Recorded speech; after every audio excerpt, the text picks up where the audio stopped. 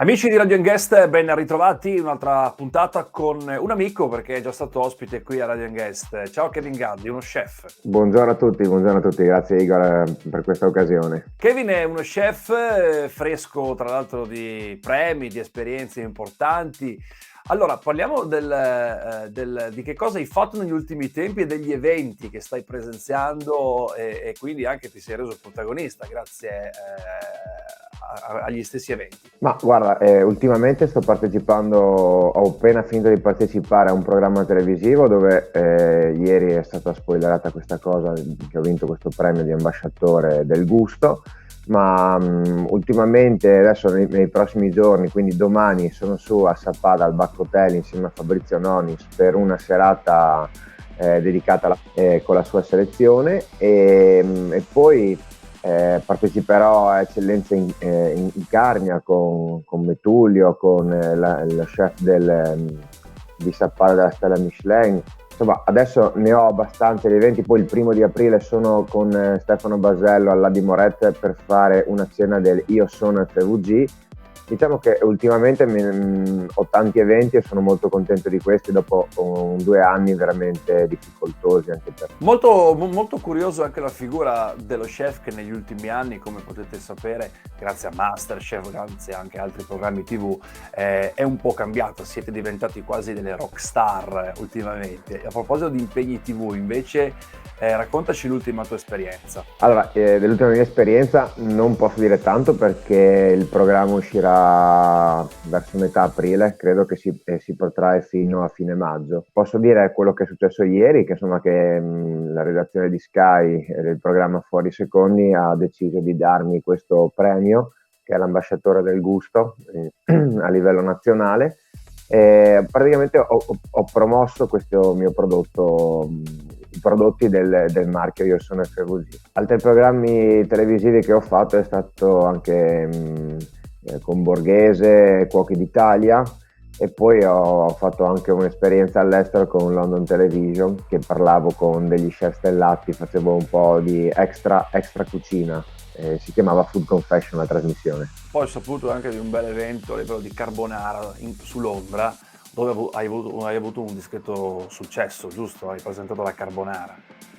Allora, lì ho avuto un discreto successo, ma un po' diverso, nel senso che avevo fatto una carbonara col San Daniele e l'uovo di quaglia insieme a un ristoratore di Londra che è Aaron di Fulham, e diciamo che i romani non sono stato molto apprezzato, però insomma ho avuto molto successo su quella trasmissione, su quella puntata, sicuramente. Ok, vabbè, del campanilismo sulla carbonara lo si fa dalla notte dei tempi, però è anche bello sperimentare rispettando la ricetta originale, però ogni tanto bisogna anche cambiare. Allora, invece parliamo del marchio Io sono Friuli Venezia Giulia. Tu sei diventato un ambasciatore, la nostra regione, che io ritengo una delle regioni più ricche d'Italia, ha la possibilità di mostrarsi, di farsi vedere, di vendersi anche, perché ha veramente tantissimi aspetti, e è nato appunto questo marchio. Di cosa si tratta e che cosa sta facendo? Quali sono gli obiettivi di Io sono Friuli Venezia Giulia? Ma guarda, io sono veramente contento di partecipare a questo marchio, di essere ambasciatore del marchio Io sono FVG. Io sono Friuli Venezia Giulia vuol dire che tutte le aziende che sono friulane, che hanno delle eccellenze friulane, possono fare parte di questo marchio con delle direttive all'interno, e poi la regione promuoverà queste aziende. Il lavoro nostro, il lavoro mio, il lavoro di Fabrizio Nonis, il lavoro di tanti altri chef, adesso siamo ancora pochi ma probabilmente diventeranno di più, è di portare queste aziende, questo marchio all'esterno anche del Friuli Venezia Giulia, perché noi del Friuli Venezia Giulia magari le conosciamo queste eccellenze che ci sono dentro. Premetto, le eccellenze sono sia dei prodotti ma sia dei ristoranti che promuovono i prodotti. Tutto fa parte di un grandissimo calderone, tutto fa parte di un grandissimo marchio. Io ho avuto la fortuna, come ho detto prima, di questa trasmissione, di portarlo all'esterno del Friuli Venezia Giulia e a livello nazionale, e l'obiettivo, come ha detto anche il presidente Federica, di far conoscere il più possibile le eccellenze, i produttori e i prodotti che noi abbiamo in questa meravigliosa terra. Molto bene, la figura dello chef negli ultimi anni è molto cambiata, siete diventati delle rockstar, però è piacevole, sono delle cose che si evolvono, è un aspetto evolutivo della vostra figura. Una volta eravamo abituati a vedere uno chef soltanto all'interno della sua cucina con il suo bel cappello, ora le competenze ci sono ancora, ma siete un po' usciti dalla cucina e state entrando sempre di più nei salotti televisivi, negli eventi e nei palcoscenici in generale.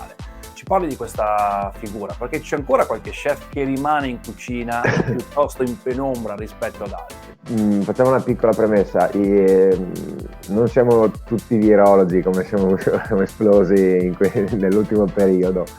Diciamo che lo chef che è uscito fuori in televisione ha fatto sia del bene che del male, magari anche per la cucina italiana.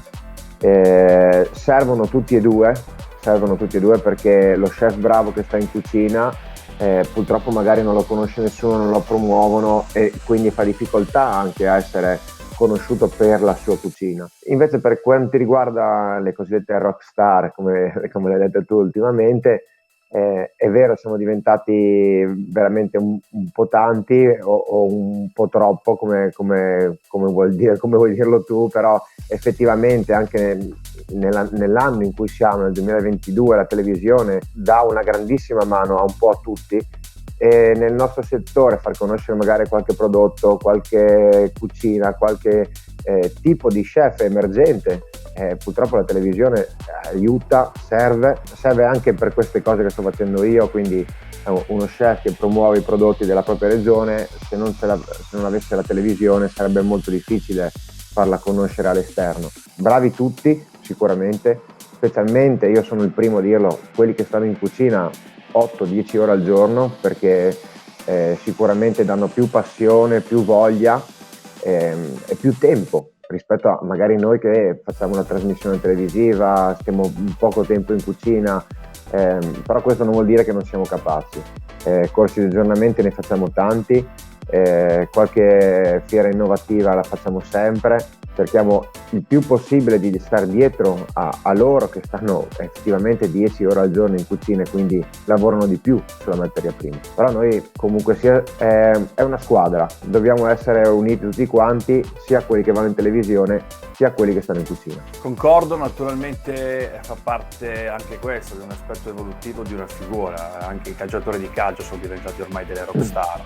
Perché? Perché sono cambiati i tempi, perché siamo in un mondo dove ci sono soltanto gli smartphone e si vive di video e quindi c'è qualcuno che sta facendo soldi facendo semplicemente video, quindi Certo. ci sta assolutamente. Anzi, io da presentatore, che come sai a me piace in maniera particolare il varietà, avere ogni tanto sul palco uno chef che mi parla di qualche cosa è un valore aggiunto in realtà, quindi quello che sta accadendo è piacevole e ha avvicinato secondo me molti invece alla cucina.